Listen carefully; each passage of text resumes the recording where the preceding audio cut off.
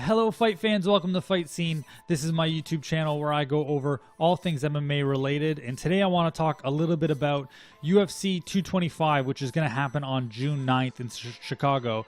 And today they announced that one of the fights on the card is going to be Alistair Overeem versus Curtis Blaydes. So I want to spend a little bit of time today unpacking what I think that fight might look like. I think it's a really interesting fight, and just give you my initial thoughts on how I think the fight's going to go. It was just announced today, so I don't have a ton of time where I've spent thinking about the fight and formulating how I really feel like it's going to go. I just kind of want to give you my initial thoughts, and maybe I'll do a second video as the fight gets closer. But as of right now, I have a couple things that I've been thinking about in regards to the fight, and I just thought I'd share them with you folks who have been watching.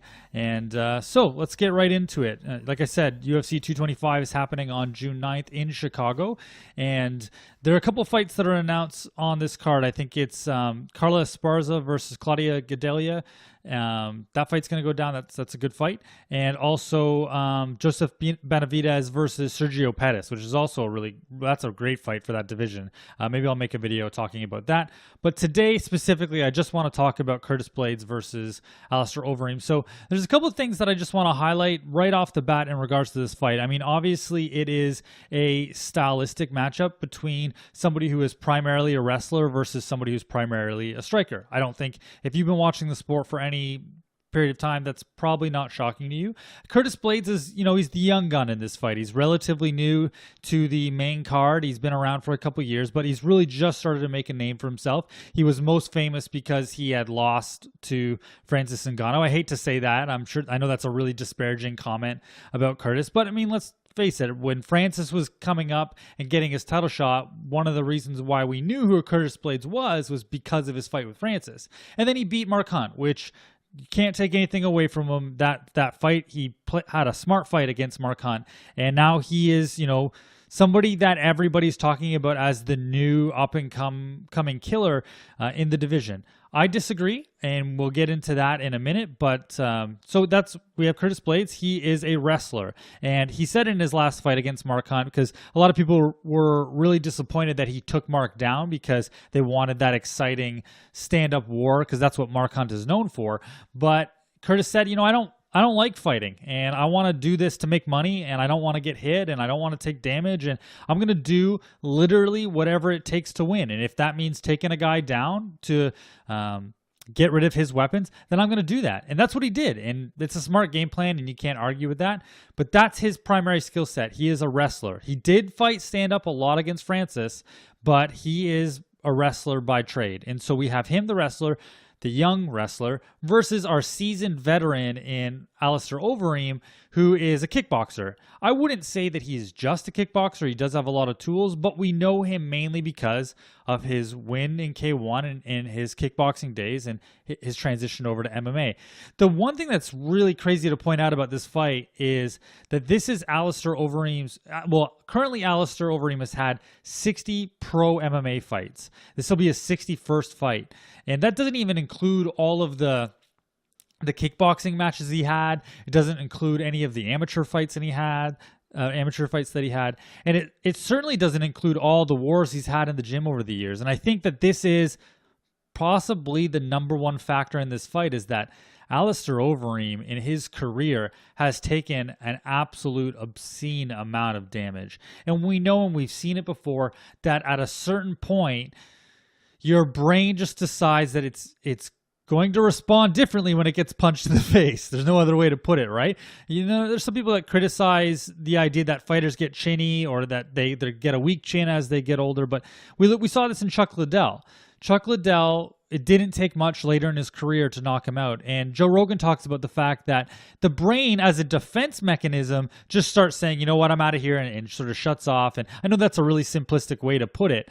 But when you're a guy like Alistair Overeem, and you've been fighting for as long as you have, and you've taken as many fights as you've had, and you've been training in the gym that long and taken that much damage, I mean, the man has been knocked out 11 times. And just think about what some of those knockouts looked like.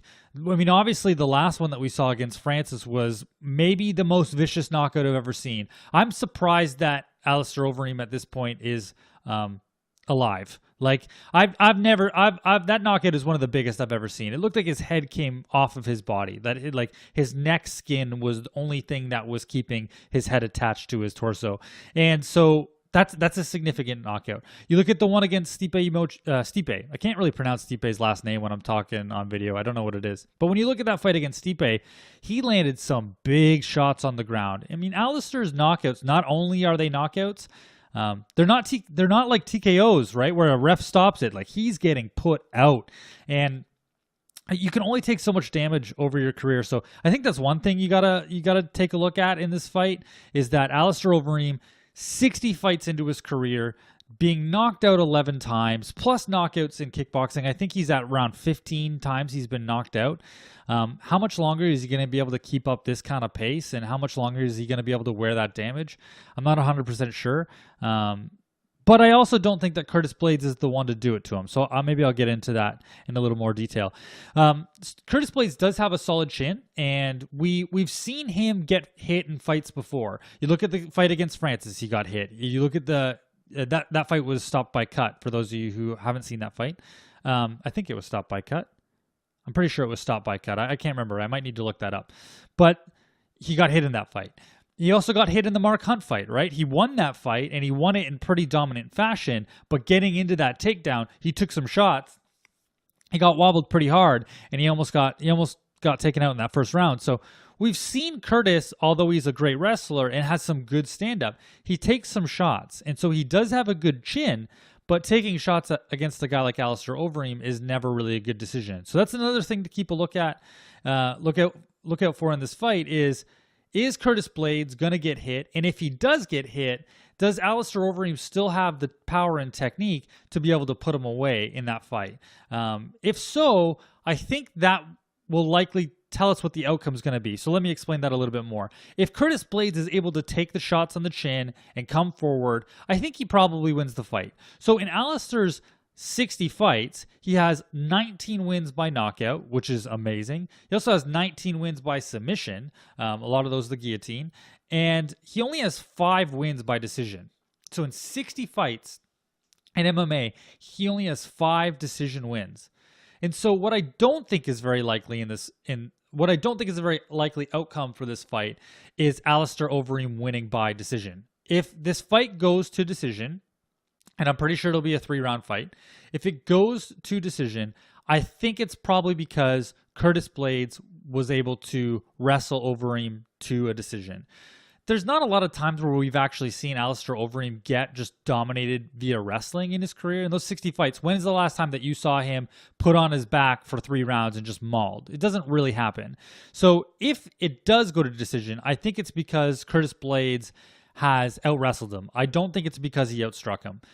If the fight gets stopped before the end of 3 rounds, then I think it's likely because Alistair Overeem has figured out a way to either land that guillotine that he's known for, or figured out a way to TKO Curtis Blaydes. But I'm not sure. I don't know if he can do that or not.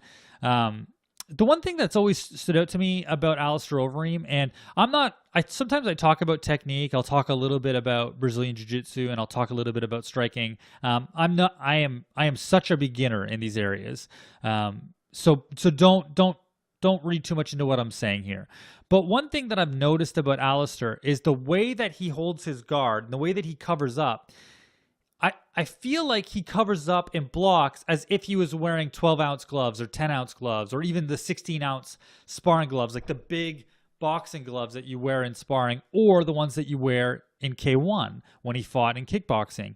And he seems to cover up and shell as if he can take punches on the gloves that's going to block the damage. But with the 4-ounce MMA gloves, a lot of shots get through and seem to wobble him. And so I'm sure his trainers are smart enough to tell him not to do that. I'm sure Alistair, being the veteran that he is, knows that he can't cover up that way. So I'm not trying to criticize his technique per se, but it's something that I've noticed before, that the way he shells and the way that he covers and the way that he has his guard lends better to when you have bigger gloves on versus when you have smaller 4-ounce gloves on. And so we see that with a lot of people in MMA. Rory McDonald famously talked about using the elbow out shell because in bare knuckle boxing, that's what they use because you can't just take shots on the glove in the same way. And so, anyway, all that to say, that's just something I've noticed about Overeem. I don't know that it's going to make that big of a difference against Curtis Blaydes. I think that Overeem is by far the better striker, or at least he's by far the more technical striker.